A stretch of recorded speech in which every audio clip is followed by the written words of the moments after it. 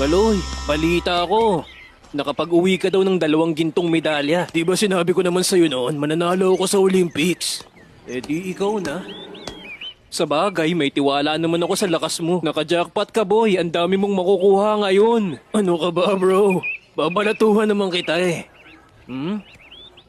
Teka lang! Kung di ako nagkakamali, si Chloe yun, di ba? Ngayon mo lang ba napansin? Engot. Bakit nandito si Chloe, Kaloy? Anong ginagawa niya rito? Huwag ka na magulat, bro. Kahit maliit ako, nakakadagit pa rin ako. Sandali lang, Kaloy. Huwag mo sabihin kayo ni Chloe ay. Jowa ko na si Chloe, bro. Di ko napigilan, tumibok ang puso ko. Nakakagulat nga! Engot. Paano kayo naging kayo? Eh di ba may something kayo ng trainer mo? Nasisiraan ka na ba bro? Magkaibigan lang kami ni Coach. Kakakay-drama mo yan eh, kaya ganyan ka mag-isip. Pasensya na. Yung balato ko, wag mong kalimutan ha. Ewan ko sa'yo. Stand up by Ano? Make a Rule Voice.